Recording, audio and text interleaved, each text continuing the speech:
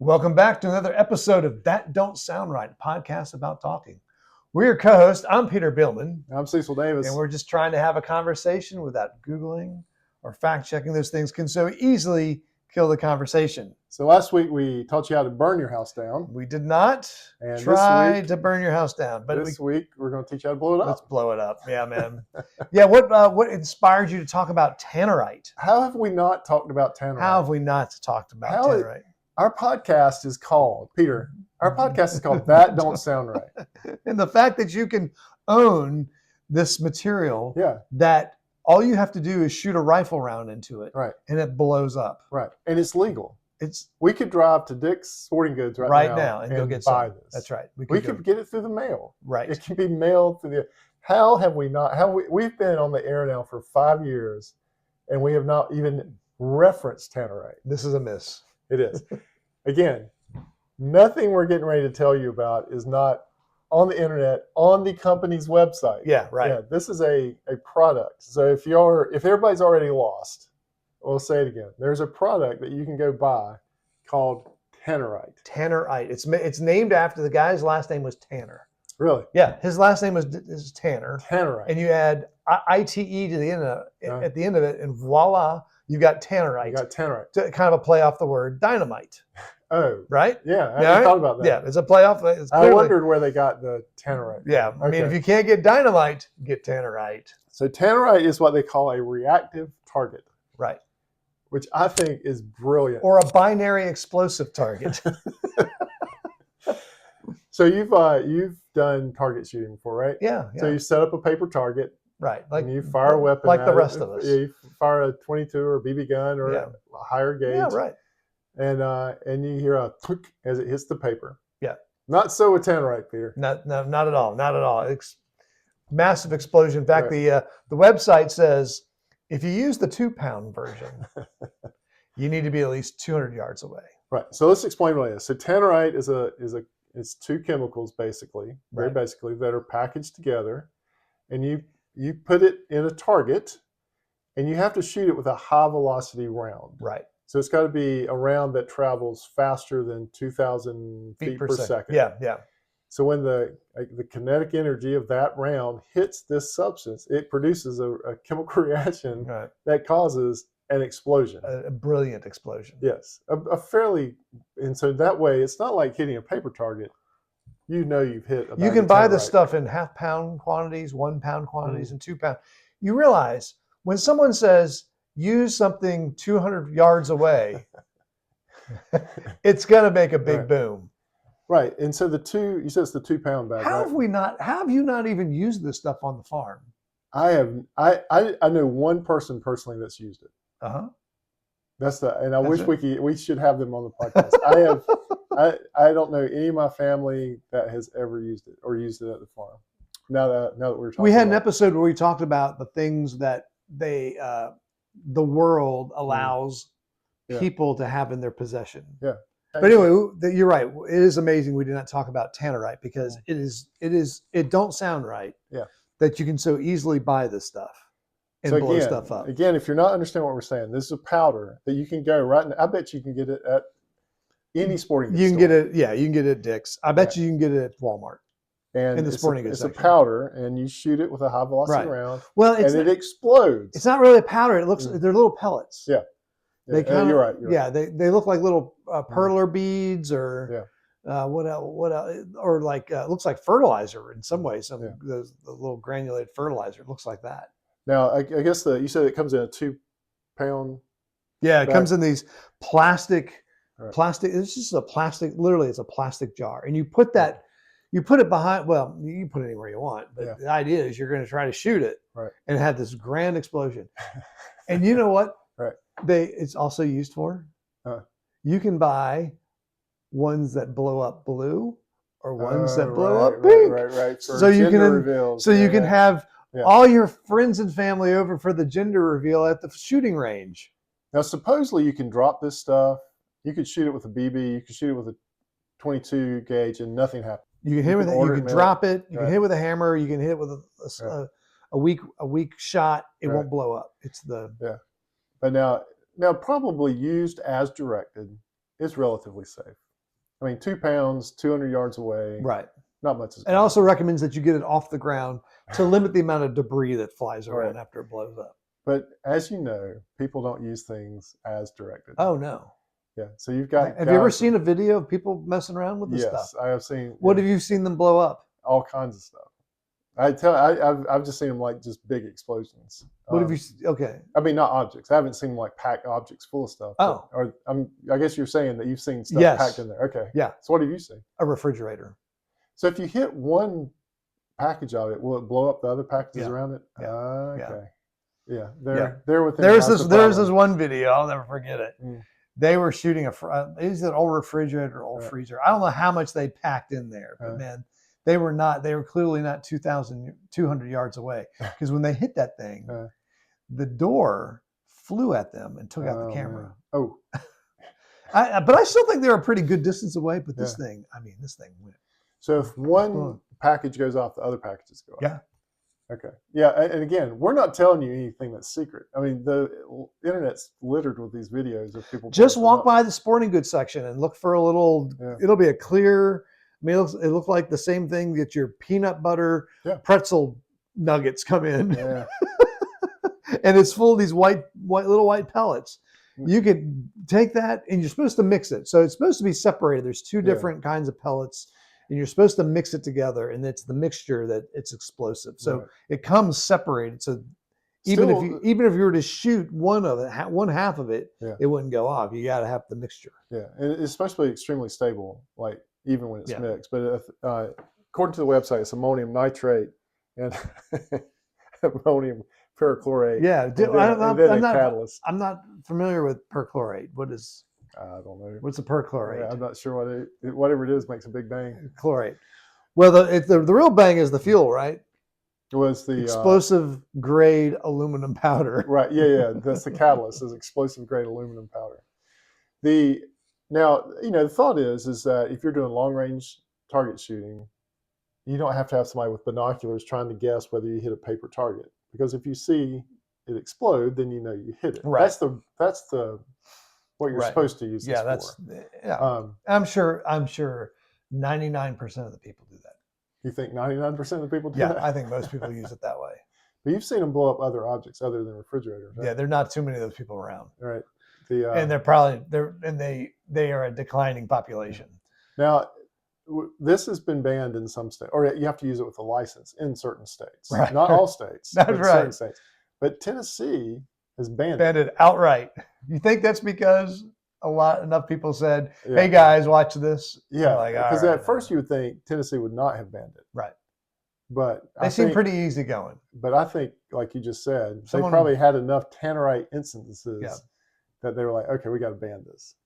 Surprisingly, it's not banned in Florida. It's not banned in Florida. Maryland and New York, you have to have a permit. Right. Louisiana, you have to have a permit in order to mix it. They're on the edge of like Louisiana's a little using surprising. it a little too much. Right. I'm really surprised that there's not more in North Carolina using it. Yeah, you really haven't heard many things go bang. You can't use it in federal lands because of the fire danger. Right. Hey, so from videos you've seen, does it start a fire in the surrounding area? No, it's mainly like a big white smoke. We might need to do a short on this now and go get some Tannerite. Well, I don't think I could hit a 2-pound bag at 200 yards.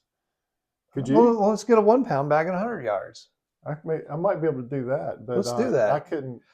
I'm surprised that we haven't. I'm surprised someone in my family's not used Tannerite. Well, I mean, you have the farm, right? You've got the farm. It's a wide open space. You sight in rifles all the time, and you know about Tannerite. That's right. I have never used it, and I don't know that any of my cousins. I mean, I may get text tomorrow saying, "Oh yeah, we've done it all the time." Right. And then we're going to feel left out. This might why you've been blowing up stuff that one? I will not be hitting anything that small at 200 yards. I can go ahead and tell you that. I would have a hard time hitting it from 10 yards away. Well, what if you get more than one? If I stack them up. If you stack up 5 of them, maybe you have a better shot. This year's deer season proved that I need to spend some more time. Is this a story you want to tell for another episode? No. Okay, the story is not we told, but I've definitely proved I need to spend a little more time at the range. The Tannerite was okay. Yeah, Tannerite would have been safe. It would have been explained.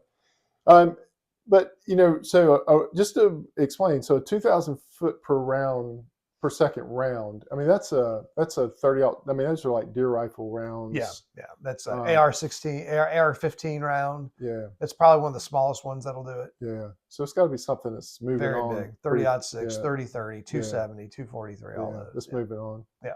And how much does it cost? Do you know what it costs? How much does Tannerite cost? No, I don't know, but I don't think as much as you think. Because the other thing is, I'm sure it gets expensive after a while. Right. Blowing up a bunch of this stuff. Yeah, paper target is, what? Much cheaper. 50 cents. Yeah. This is probably, I bet you, I can't imagine this is less than $20. But the other thing is, with paper target, you can shoot it a bunch of times. Right. Tannerite, what did you say it was a binary? Yeah, it's a binary explosive target. That's my favorite part of all this is the reactive target part. Right, that's right. It definitely reacts.